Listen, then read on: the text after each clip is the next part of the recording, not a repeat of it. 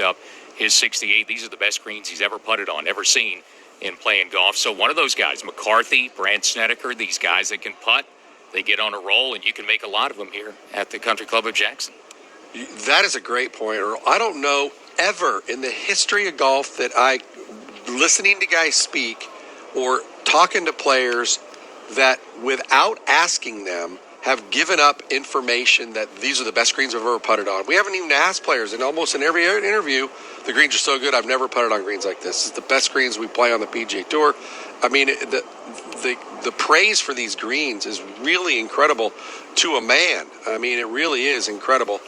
These members here at this club have to pride themselves on having the best greens in the area. When you get to come play there as a guest, you're going, I'm pretty excited. I'm going to go play on some perfect greens, because greens don't just show up in 2 weeks. The best greens on the PGA Tour that I've always known and knew when I was playing on tour, they were great year-round. They don't just show up the week of the golf tournament and have great greens. All right, this final round could be a lot of fun. Could have a Sunday shootout. Mark Carnevale.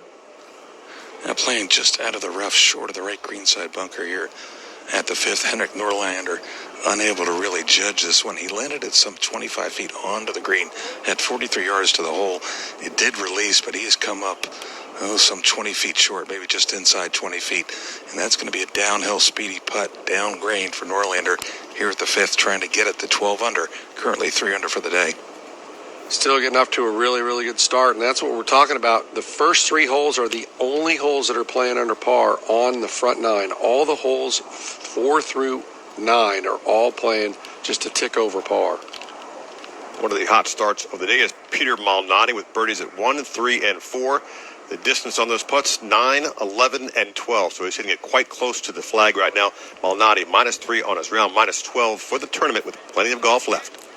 You know, in the low round today, Dennis, the low round, Camilo Villegas, and we had, Doug Bell with him coming in on the back 9. Man, his story and what's going on with his family and his young daughter who passed, and just such a heartbreaking tale for Camilo Villegas to, kind of get back to golf. And it's got to be awfully difficult for him. And this is a guy who's, playoff winner on the PGA Tour. He's on a major medical. He's been struggling a lot with his game. It's never going to take away the pain of what he and his wife have gone through, but it's got to feel good for him at least to get something going today and playing well right now here on a Sunday. Yeah, I have no idea exactly. You make a great point. I have no idea what he is going through. I know that some of the military guys that I've helped through golf and the PTSD and stuff that they've dealt with and losing a limb or something, they talk about being on the golf course, and for every golf shot I hit, that's a moment in my life where I will not be thinking about my injury or something else other that's involved with me trying to become a whole person again and try to get back to where it's at. And I don't know if that's anything like for Camilo, but if he can immerse himself in the golf and just do that, and maybe he's playing for her. You never know. Yeah. I don't know what is going on in his mind, but it's great to see him playing golf and playing well today, and hopefully he's going to get back on track, because when he was playing at the height of his career, he was a guy that you were picking. I mean, he was a guy that wasn't going to back away. The way he played that one year in the playoffs, that run that he had, it was incredible how well he played. You got to just hope that for him and his wife that, they can become right and figure out whatever they need to figure out to turn, and I hate saying turn the page, but there's some of that going on. If you lose a child, there's got to be something. I have no idea. I could not imagine that happening in my family. And it's devastating. And, that's why you got to root for him today, and he's playing well. So good for Camilo Villegas so far, Doug Bell. Yeah, Earl, he is playing well. I've enjoyed following him today. Hits a little stinger driver off the tee, just a little cut that's low trajectory, catching a lot of fairways, giving himself a lot of birdie looks. Had a good look on the last hole at 16 and came up just short, but nevertheless, he's 6 under for the day, 10 under for the Sanderson Farms Championship. Guys, this is Hispanic Heritage Month, and it runs through October the 15th as we recognize the contributions and accomplishments of Americans who trace their roots to Spain. Of course, Sergio tied for the lead. He is from Spain. Camilo from Colombia having what would be his low round of this new season.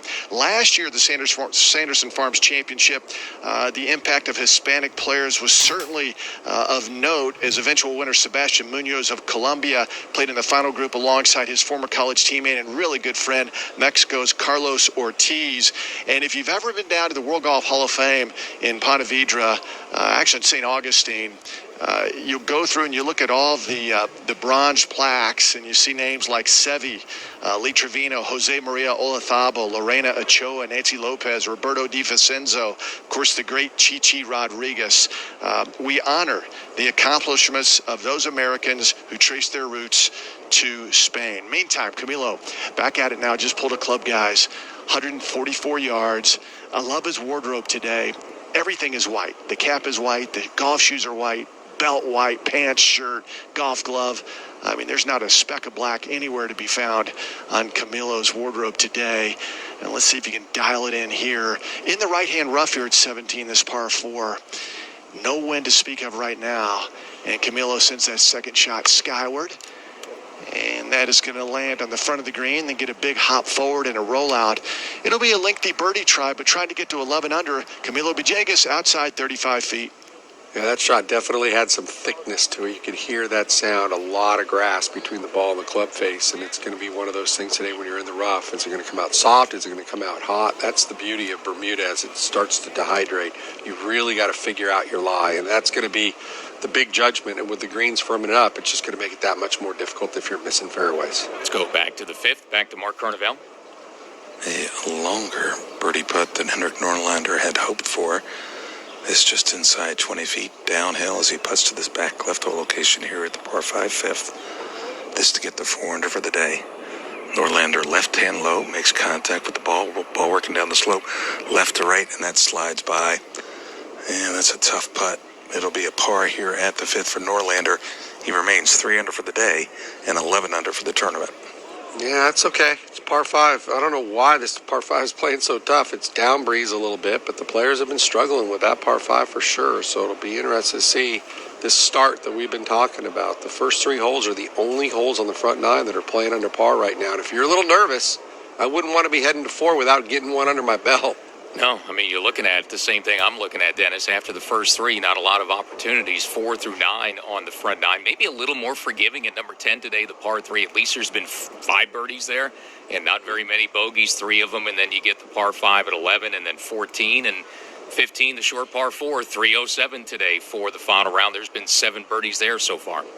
Yeah, 10's the big number that kind of jumps out at you. It's been one of the hardest holes all week long, and it's been playing somewhere around 205 to 210, 228 today. And with that back right hole location, I think the reason why there's maybe playing a little easier at the length that it is, if you hit it on the green from that distance, the ball wants to travel and get towards the back of the green. And with the hole locations being up most of the week, that back hole location is where the balls want to go. And that's where the hole is today, so it's a little easier possibly to make a birdie there at 10. 17, Doug Bell. Earl Camilo Villegas has 43 feet as he strolls from the hole back down towards his ball in the front of the screen. The hole in the back left-hand corner. So this will be an uphill putt all the way for Camilo, the former University of Florida Gator. And it was, I laugh, I've walked with Camilo a lot over the years, and we were at Bay Hill, the Arnold Palmer Invitational years ago, and I was asking all the players, remember in March, it was March Madness, we asked all the players about their favorite teams. And I stepped into Camilo, and he goes, "Hey, Doug." I said, "Yeah." He goes, "I don't know anything about Gators basketball. Don't ask me the question." And I said, "Oh, okay." So I thought that was pretty funny. Never forgotten that. Years ago, Camilo now putter behind the ball, 43 feet, gave it a pretty good whack, climbing the hill. Birdie try on the way. Caddy pulls the stick. It rolls right up, just inches away from the hole. So well done for Camilo Villegas. It'll be a 2-putt par from long range. He stays at 10 under, and will have 1 hole to play in this year's Sanderson Farms Championship. Yeah, let's try to clean it up with a birdie, too, for Camilo. Get the ball in the fairway, and that 18th hole is got a little bit more teeth again. It's the hardest hole on the golf course. It's playing 5 over par. There's yet to be a birdie at the 18th. And so far, low round of the day, we've had a 67 from Siwoo Kim. He finishes 6 under par. Camilo Villegas coming in at 18. With the low round of the day, a lot of players going to need something lower than 6 under to catch the co-leaders. 3 co-leaders at 14 under. Sergio Garcia, JT Poston, Cameron Davis as we continue coverage PGA Tour radio coverage. Final round of the Sanderson Farms Championship.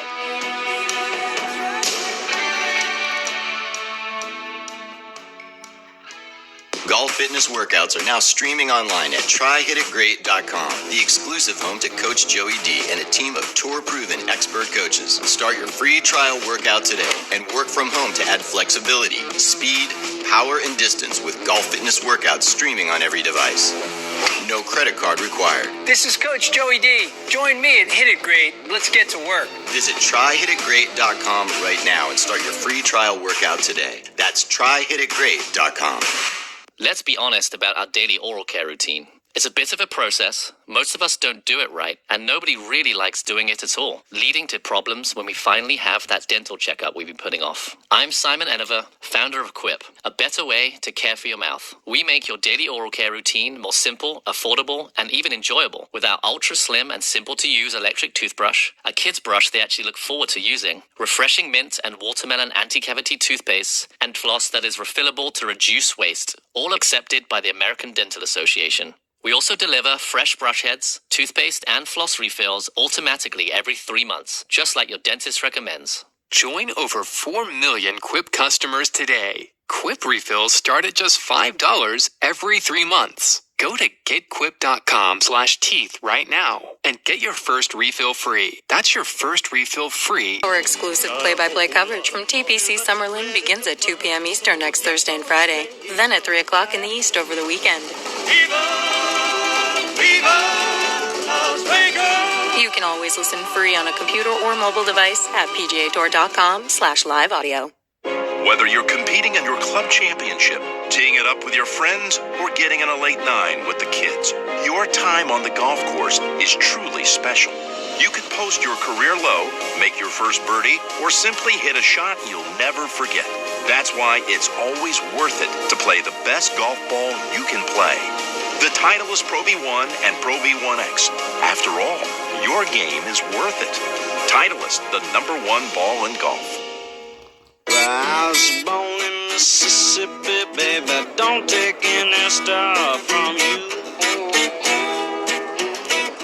Jackson, Mississippi this week. The state of Mississippi has two popular monikers, the Magnolia State and the Hospitality State. We are in Jackson, Mississippi this week. The city was sold for the final round of the Sanderson Farms Championship. Country Club of Jackson, Earl Forsey and Dennis Paulson, our analysts, 3 co-leaders at 14 under par, out a little bit later on this afternoon for our final round coverage. Sergio Garcia, Cameron Davis in the final group. JT Poston, the other co-leader, going to be paired with Brand Snedeker, who would not necessarily need to win either, the move in front if he can continue a back nine chart. So terrific start to the season for Stuart Sinkwin at the Safeway Open, and having another good day. And, you know, Dennis, you win tournaments early, and then you start just playing solid, and you just keep piling up those points, and that's how you make a deep run in the FedEx Cup playoffs next year. All we have to do is say the winner of this event this last year, right? It's been that recent with Sebastian Munoz winning, and he ended up being the low winner, I guess is the best way to put it, for the fall series winners on the PGA Tour. For some of these young guys that got all the way through for the very first time and played awesome through the season. I mean, that carried over for him, and he played really, really well all year long, and congratulations to him for doing so. And it just kind of lets everybody know how important these events that are in the fall are on the PGA Tour. And this year, Earl, 26% of them are going to be. A quarter of the events on the PGA Tour are going to be before we turn the calendar to the new year. Fourth this week of a record 12 events in the fall section. Mark Carnevale. After coming up short with his birdie attempt here at the par 4 Henrik Norlander, some 5 feet for a par down the slope, going to trickle from his left to right as Norlander nudges the putt down the slope and in. Nice par for Norlander here at 6. He remains at 11 under par. There you go. Keep it going, man. A good, solid save. And that's really what you're going to have to do to cobble some of these rounds together. I think the front 9 gets started and kind of hold on a little bit. The back 9 seems to be set up a little easier. I'm trying to find some places on the golf course where I really feel like you've got opportunities. No question, 15 is that one where it's just that whole location on the drivable par 4s, 10 on, 5 off, the left-hand side. I mean, it's right kind of in the middle of the green as you see it from the tee. That's definitely a go zone for sure when we're coming down the stretch. I have a feeling somebody's going to do something special or make a mistake there at 15 in that last hour and a half. Take something special to birdie the final hole. Toughest one of the day. Camilo Villegas trying to wrap up a great day with a birdie there in 60 seconds. Villegas has 25 feet for what he hopes is a closing birdie. Now he's above the hole. There's a very fast putt aiming outside left. Just have to get it going in the right line. Now Camilo, something backs him off. Yeah, it looks like a bug was crawling in the ball. Remarks the ball, kind of lifts it up and kind of shakes it to the right. So perhaps a little bug, ladybug or something was crawling on it. Now the ball back down. Camilo stares at the hole with practice strokes and now slides that putter behind the ball. Again, 25 feet left to right breaker. Camilo locks on the target. The stroke sends the ball down the line, rolling towards the hole, making the turn at the cup, and it's right on the left edge and somehow did not go down.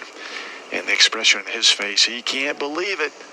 He played this back nine really solid. And he walks up and he'll put the finishing touches on a 6-under 66 in the final round. He's in the clubhouse at 10 under par.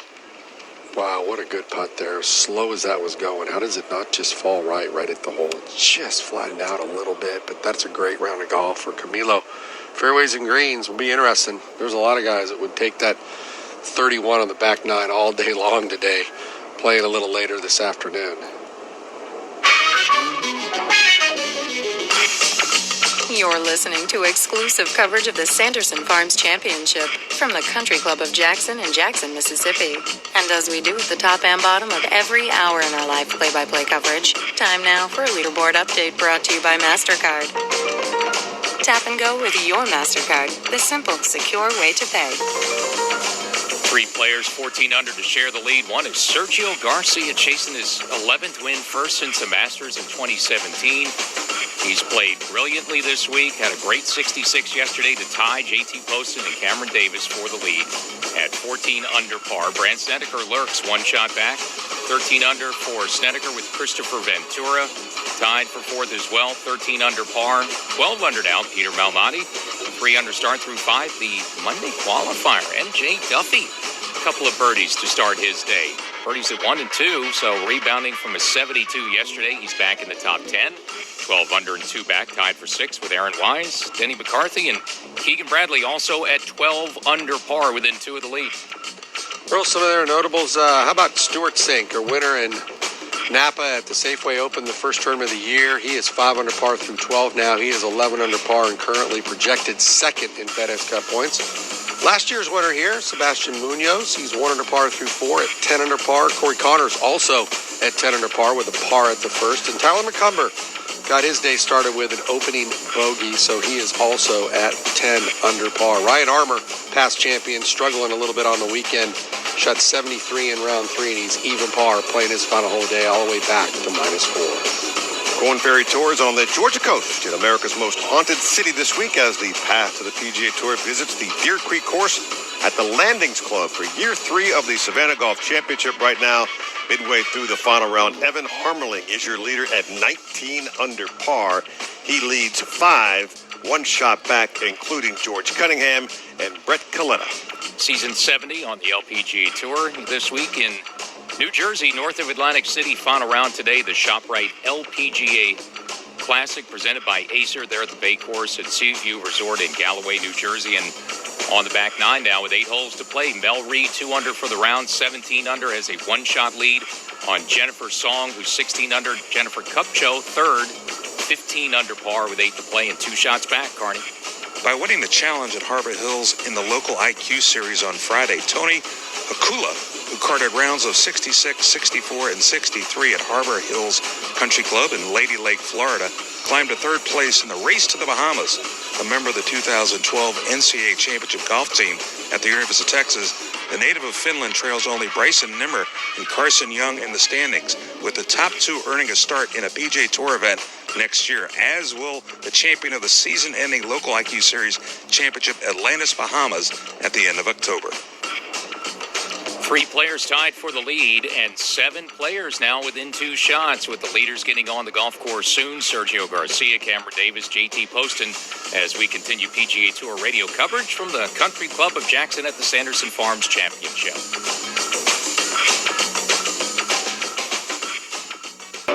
PGA Tour and PGA Tour charities are focused on providing help and support to local communities.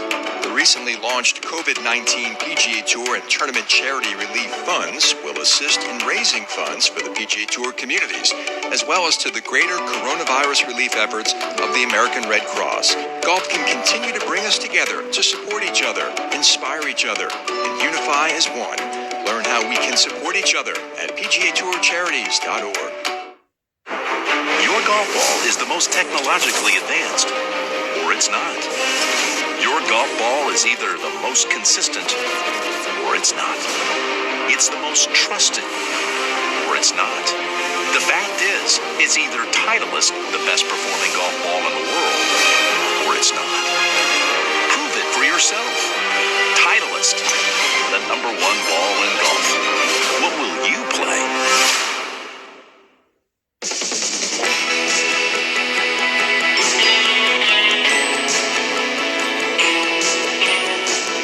Final round coverage of the Sanderson Farms Championship, and while you're listening to golf, how about this? Golf trips with friends are the best. So imagine having a dedicated golf travel specialist who does all the work, books your trip, and secures the very best price.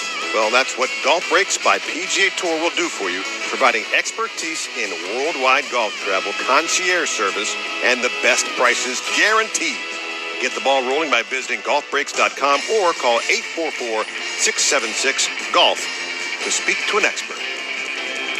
Country Club of Jackson this week in Jackson, Mississippi, a hybrid 9, 27 holes in this course. They used the 2 9s for the championship course. It's been entertaining so far, and a bunched up leaderboard. I mentioned as we were going to break, we have within the top 10, everyone separated by only 2 shots, and one of those players now into the top 10 is off to a great start. Peter Malnati is 3 under through 6, so making an early move to get within 2 of the 3 co-leaders to start the day. Sergio Garcia, JT Poston, Cameron Davis, all at 14 under. Mark Carnevale, to you.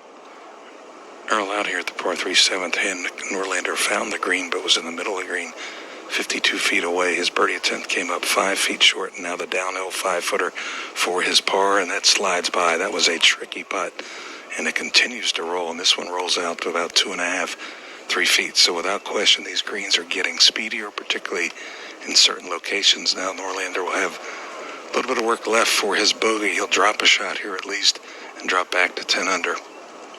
Other player playing well right now that's in that top 10 you mentioned, Earl, Stuart Sink, 5 under through 12. He's missed his birdie putt at 13, but still got about 3.5, 4 feet left for his par there. But playing a very nice round of golf, trying to post something and maybe move up, as you mentioned. Doesn't need to win this week to possibly move to first in FedEx Cup points. And the other one, MJ Duffy, who played so well this week, Monday qualifier, didn't have his best stuff yesterday, 2 over at the turn. Made a couple of birdies on the back 9 to salvage a 72. He started with 2 birdies, but bogeyed the par 5 at 3 again. So a drop shot for him. He's minus 11. Look, a big day for MJ Duffy. He's right now tied for 10th. I mean, he's got a lot of golf to play. Would love to win, obviously, but would love a top 10 as well to earn himself another start on the PGA Tour. Yeah, I really would. I mean, it was pretty heady stuff. I actually reached out to try to get the information on the last Monday qualifiers to win. And Corey Connors did it. We remember at Valero. Arjun Atwal did it in 2010 at the Wyndham. Fred Wadsworth did it back in 86, and Kenny Knox also in 86, one at the Southern Open, the other one at Honda. And Jeff Mitchell back to 1980 Phoenix Open. It hasn't happened very often. And for the most part, I'm pretty sure every one of those players had some sort of status before they Monday qualified to get in. This would be amazing for someone to actually Monday qualify and win on the PGA Tour. It's only his 5th start on the PGA Tour. He won an 8-for-2 playoff to make his 5th PGA Tour start. Tied for 22nd, his best finish. That was at the Workday Charity Open last season on the PGA Tour. He was a Monday qualifier that week, so this could be, even without a win, a career week for a guy like MJ Duffy, who's just trying to maybe earn some more golf played on the PGA Tour, doing a good job as a Monday qualifier. In fact, 3 of the Monday qualifiers made the cut this week. Yeah, it's been a very successful Monday qualifying for this event, as you mentioned, and I'm rooting for him just for the simple fact that can't imagine. I remember my first Monday qualifier that I ever qualified for on the PGA Tour was actually a one-spot qualifier as an amateur, and I felt like I was in so far above my head. I mean, it was just like I was the smallest of guppies, and there was nothing but great whites swimming in the water. It was a very daunting feeling, and I felt like I was an honorable mention All-American, so I was a pretty darn good player. It wasn't like I didn't deserve to be there, but I knew that I wasn't in the class of the players that I was playing against that week. Well, I'm looking at the round just finished up. Camilo Villegas had the round of the day, 666, bogey-free. What he did, Dennis, this is going to be probably the formula for someone near the top of the leaderboard to try to win. The first 3 holes, you mentioned the easier stretch on the front 9. He birdied 2 of the first 3, made all pars 4 to 9 in that tough stretch, and then got on a birdie run on the back 9 to fire that 66, which is kind of a formula that would work well for some of these players closer to the lead today, I think. You're right, and it's almost like ball speeds in 172, 173. It makes me happy, and I can play with that speed. Shoot 31 in the back 9. As the leaders get on the course, is the back 9 where you think they can take advantage? The golf course is gettable if you drive it good, because you can control the spin. Once you start getting a little bit crooked, you're gonna get. I love the rough here. Don't get me wrong, and the reason why I love it is because you can always advance it forward, but you gotta be very, very smart and a little bit lucky in terms of judging the lie, how the ball is gonna react. I got a couple flyers yesterday that cost me. Today I managed to work a little bit better. So for those guys playing late in the afternoon, golf course is great. This is some of the best greens we play all year, and not only that, but the hospitality and the people around here are great. And just walking off the 18 green, and there's a tournament director there shaking our hands and saying thanks for coming, and that's kind of the feeling we get from here. Camilo, great to see you. Thank you. Thanks, guys. Great group of humans there in Jackson. I just love playing the event when I was playing back in the day, and he did mention the fact strokes gained approach to the green. He's leading that stat right now. Played very well, struck the ball very nicely. 56 of 72 greens is a very nice proximity of the hole. He'd love it to be a little closer, but the opening round, he played an incredible round of golf. The strokes gained putting in the opening round, 139th. If he was the top 30, it might be a totally different story for him this week, but he just played flawlessly, really. 10 of 14 fairways, 17 of 18 greens in that opening round, and just didn't shoot a score. And he shot a score today. He's excited about where he's going with his game and picking up that ball speed. Guys are talking about ball speed right now. It's all about ball speed on the PGA Tour. Well, and had the bogey-free day, too. And you pointed out early in the week, Thursday, how big bogey avoidance was going to be in this golf course. They can pile up pretty quickly, and then you can run into some big trouble as well if you're not careful. And there's water at 16. We know how tough 18 is playing today. Still, I think, still no birdies yet at 18, so you better avoid the miscues, especially with the leaderboard so tight. Camilo did that to shoot the 66, bogey-free, Mark Carnevale. Out here at the first green, Earl, a grouping of Aaron Wise and Christopher Ventura have made their way to the green. Christopher Ventura at 13 under is going to have 31 feet for a birdie. He drove it into the right rough, only had 100 yards, but just could not control the spin. The ball landed past the flagstick and release all the way to the back left of the green, and he'll be putting back towards this pretty much center hole location. There should be some movement on this from his right to left, and what wind there is on the first is actually back into the players' faces, so Ventura would like to get this started off. Currently 1 out of the lead at 13 under. Really hung in there yesterday despite not being able to take advantage of some birdieable holes in the back 9, and birdied his final hole to get to 13 under and now walks in. It's 31 feet putting from the back left of the green to this center hole location. Again, it'll move right to left off a bunker that guards the left front of this green. Ventura now settles in. Feet spread, putter back, ball away now. Tracking down to the hole, out to the right. This has good pace on it, turning left towards the cup and just slides by. Yeah, pretty good effort. That rolls out to about 3 feet. Ventura will have that for par here at the first to stay at 13 under.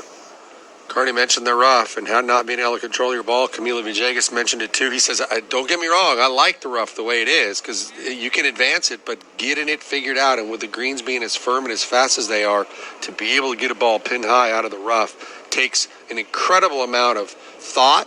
It's not complete luck. I mean, you guys got the players figure out where that ball is how it's going to come out of that rough. Is it going to come out hot? Is it going to come out soft? It's not going to have a whole lot of spin. Maybe I can slow it down with trajectory. There's just so much that's involved in trying to get the ball close to the hole out of the rough, Carney. Aaron Wise has kind of snuck into the mix here after shooting 67 in the third round, 12 under, and now 12 feet for birdie, putting from right behind the flying stick. So should have gotten an idea from Christopher Ventura what this putt does. Again, it'll move right to left as that ball is away, holding the finish, working up to the cup, and it dropped. Nice birdie here at the first for Aaron Wise. He's now at 13 under. Yeah, kind of picking up where he left off. He got it all taken care of pretty much at the very last hour of the night. Birdied 16, 17, par 18, and now a birdie at 1. That's a pretty quick move, moving up that leaderboard for Aaron Wise.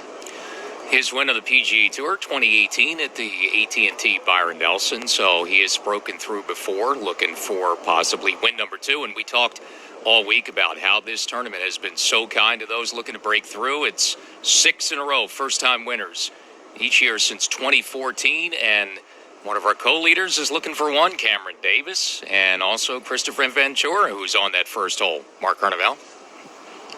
Needing to convert this par putt from 3 feet here at the first. Again, you can see it, at least I've seen it early on. The players are very aware of the pace of these greens as that putt is up to the cup and in. So a good 2-putt here for Ventura. He'll remain at 13 under. Yeah, they're so aware of it. It's amazing how many putts that we've seen this week. And I call them scoring putts, putts that are kind of uphill or downhill or side hill that aren't super fast.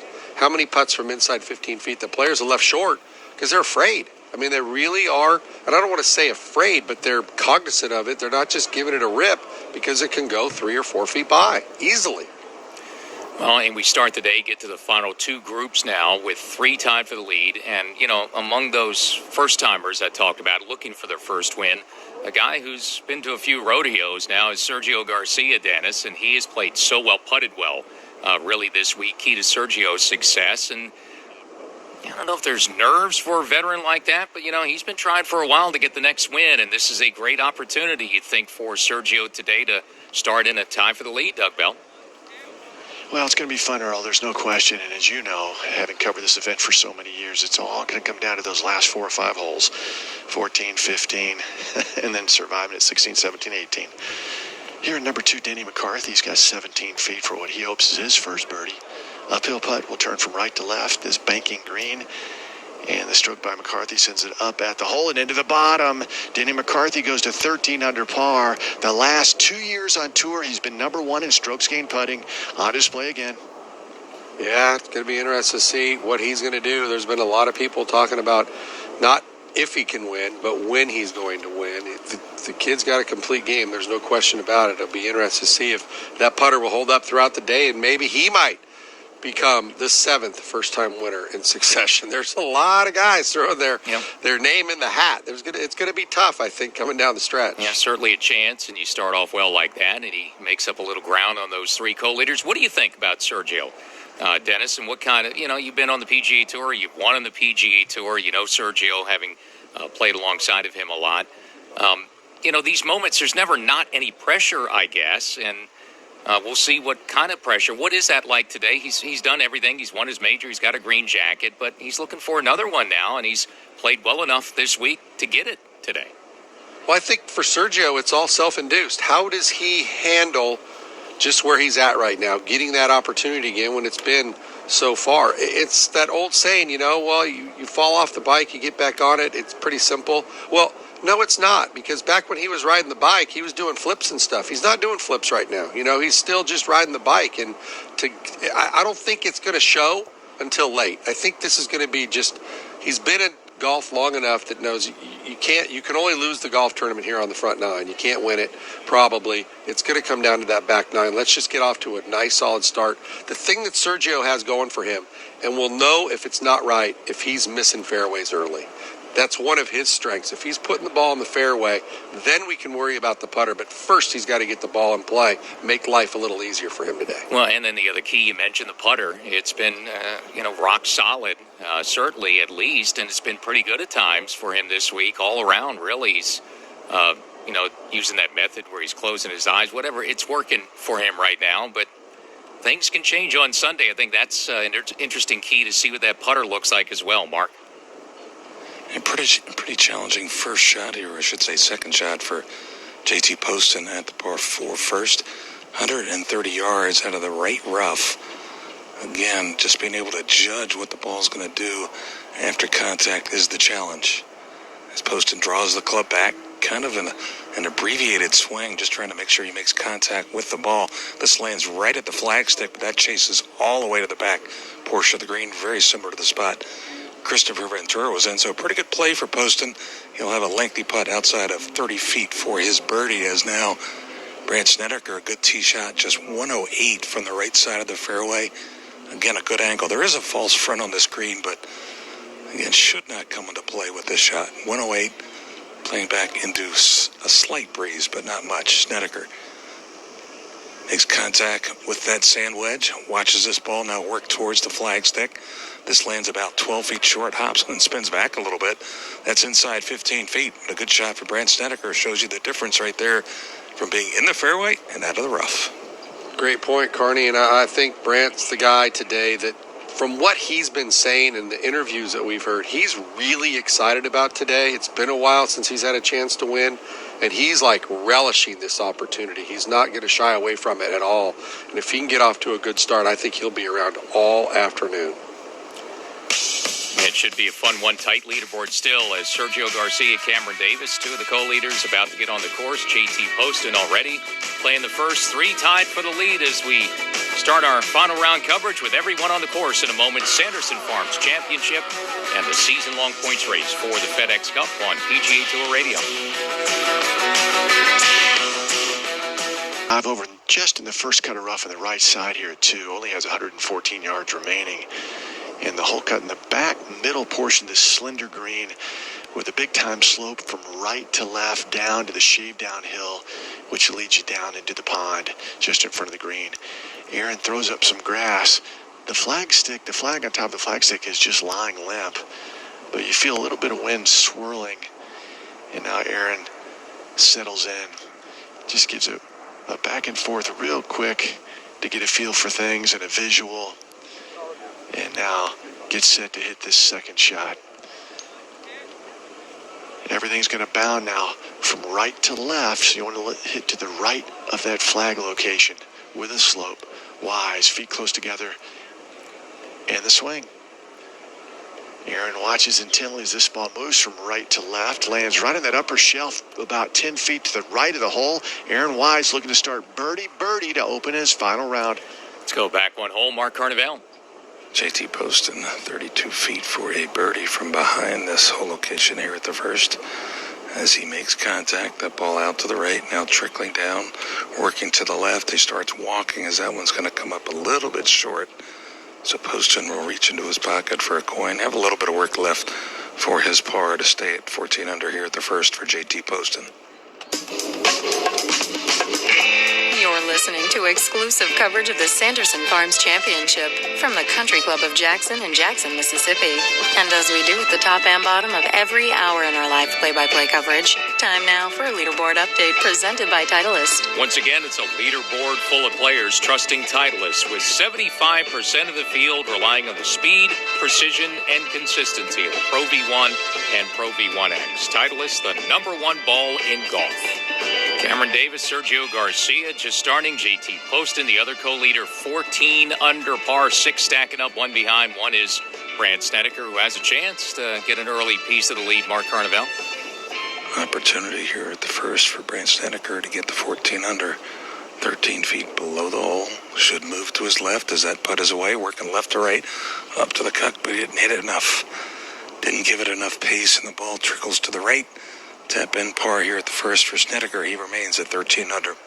And stays tied for 4. Snedeker 13 under, 1 back with Aaron Wise.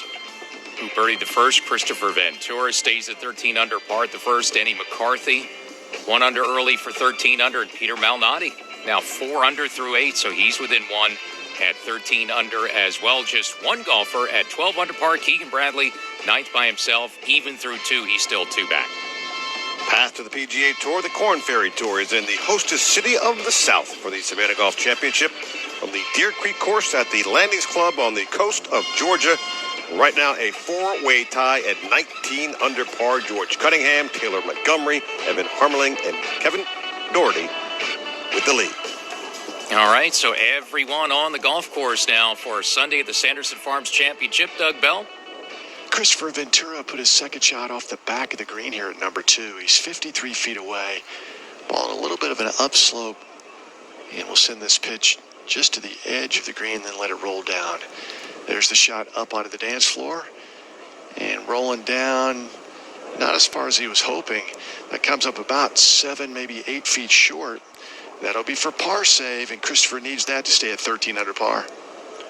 Yeah, got that ball over the green. Not an easy up and down for Christopher. He'd love to not drop a shot early. We mentioned the fact that these first 3 holes are the only holes in the front 9 that are playing under par. Yeah, 3 of the easiest ones today. The par 5 at the third, by far the easiest hole in the front 9. The other par 5, only 7 birdies there today. And then things open up early in the back 9, starting at the par 5 11th, and that whole stretch runs through the par 5 at 14, which is one of the easiest holes today. 15, the short par 4. That's playing the easiest so far, then 3 tough ones to finish. You know what it's going to take, Doug Bell. Yeah, it's going to be fun. I love this tournament. I love this course, the Country Club of Jackson. It is a very underrated course on the PGA Tour, but I think more and more players are learning, and this is a really, really fine track. You know, it's the 3rd longest on the PGA Tour, stretching over 7,400 yards. And the players like it because they can hit driver on virtually every hole. Aaron Wise now 10 feet for back-to-back birdies to start here at the second. It's a downhill putt, putting through his shadow. Will turn from his right to left. Putter behind the ball and the stroke. Ball rolling down to the cup, and it turns right in front of the hole. Speed was just a little off. So a par for Aaron Wise, and he will stay at 13 under. Really good opportunity to pick up a couple quick birdies, but still he played the hole very solidly. Check off a box, nice solid par, and move on to the par 5. Up on hole number 3, the par 5, Keegan Bradley from 266 has reached this green in 2. He'll have an eagle opportunity from 68 feet away. Bradley right now at minus 12. Looking for a lot better start than he had yesterday when he lost that lead early, Doug.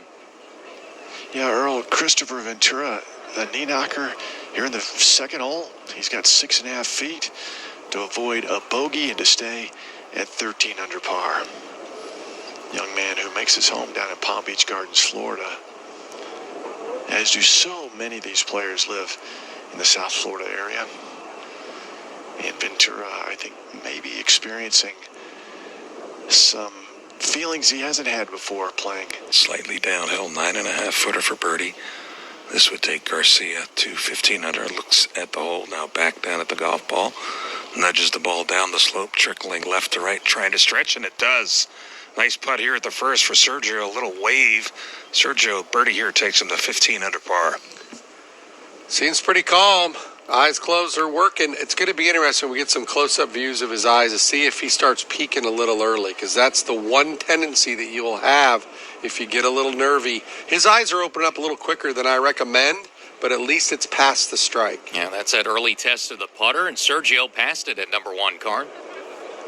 Now Cameron Davis, 4 feet after the good approach, is straight up the hill, back and through with the putter, and that one slides by. That looked a little quick to me. And Davis, a missed opportunity. He remains at 14 under with a par at 1. Yeah, not the stroke maybe that he really wanted there, but he played the hole beautifully. That's the main thing. Got off to a nice solid start. He's got to be a little nervous also. Number 1, playing with Sergio Garcia with such a great record, a major champion, and you're just trying to find your way on the PGA Tour. Well, Sergio in front 4 now. JT Poston up ahead. He's got a chance to catch him, Doug Bell. JT Poston will use the putter from the collar, only 16 feet away, very fast, sends it down towards the hole. The ball rolls out, And as it runs out of gas, it kind of leaks a little bit to the left, and he's about a foot outside.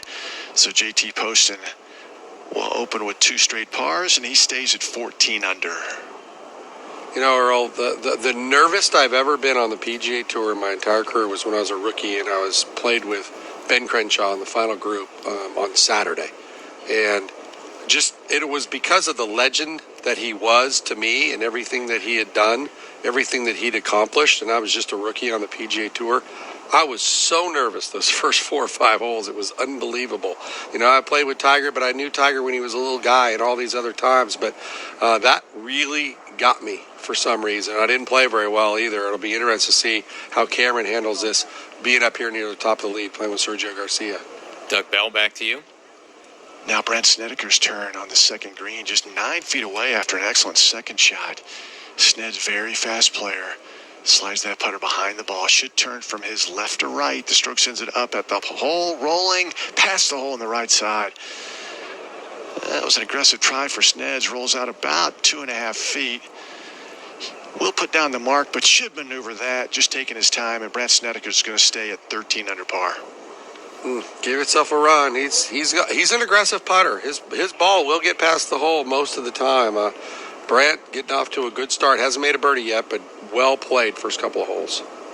Par 5 third, playing 591. 2 ways to skin a cat. Danny McCarthy would lay up, hit a nice shot in, and make the birdie putt from 5 feet. Meantime, Keegan Bradley reaches the green in 2. 2-putt birdie from 68 feet.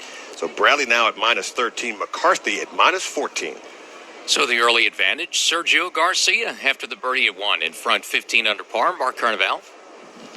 Out here at the par 4 second, Sergio Garcia has hit this tee ball middle of fairway, and now Cameron Davis has put it just on the same line. So both players in the fairway here at the second. Your leader, Sergio Garcia, after the birdie at the first at 15 under. Advantage Sergio with another putt made, so that looks solid.